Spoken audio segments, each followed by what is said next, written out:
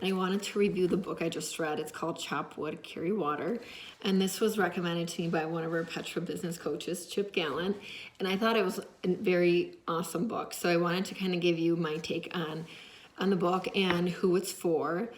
So this is for someone who wants to remember like the basic principles of like what's important in life and how to conduct yourself and develop like good daily habits to get to where you want to be. And one of my favorite quotes in the book says that greatness isn't for the chosen few, but it's for the few who consistently and persistently choose. And I love their analogy in this book. They basically say that everything that we do in life, we are building our own house. So when you have like a test you have to take in school, we really shouldn't see it as a test. It's really a application of the knowledge in our own lives so we can use it and better ourselves later down the road. And everything that we go through should be like that. Every experience that you have should be like a learning lesson to develop like a stepping stone to propel you into who you want to be in the future. So I really like writing notes in the back of the books that I read, so that way if I ever want to see what I thought was important, I just reflect back in the book.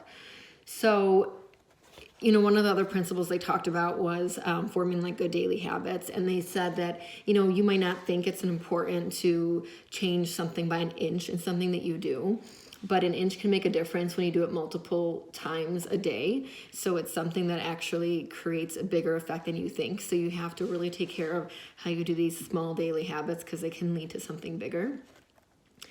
And under pressure, that you don't rise to the occasion, that you actually sink to the level of your training. So I thought that was very insightful, that you have to be so trained that you need to sink to what you know, because you will never go above the knowledge that you already have in a situation where you might not be able to think at all.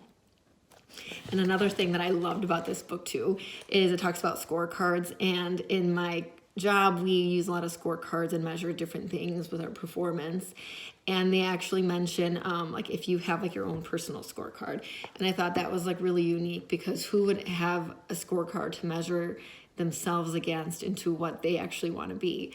So what it says is to write down 4 characteristics of the person that you want to be, and then that way every day in life you can kind of measure, are your actions consistent with what your scorecard is?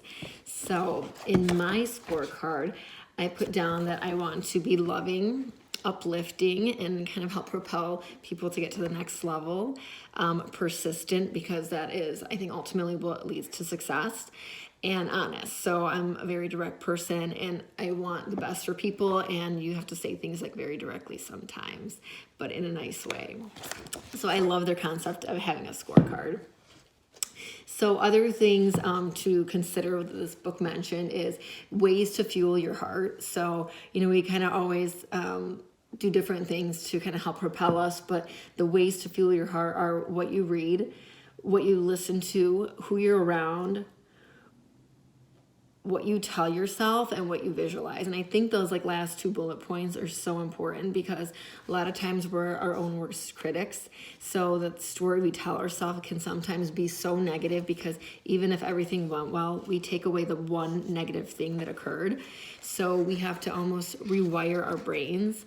And they talk about journaling a lot. So this is kind of like an activity you would do every day, where you would like state your purpose, your higher core purpose, and you write down 15 positive things that happened. So this is like a reflection on the good that you actually did. So you're rewiring your brain to think in like a positive fashion. And then you would write down 2 things that you can work on. So not necessarily reflecting on like what you did bad and like ruminating over those mistakes, but almost as like a way to take it to, you know, build your own house and use those experiences to kind of fuel you forward, which I really loved. And then when they talk about weaknesses, when you write down the 2 negative things, they actually consider them as like great opportunities for you to improve yourself. So that is something we should take as constructive criticism for ourselves. And then lastly, one of the other things that they mention is if you choose what others don't, you'll get to do what others can. So, you know, I thought this was like a very excellent book on almost like motivating yourself, personal development, and you can apply it not into your life, but as your business as well. So check it out. Let me know what you think.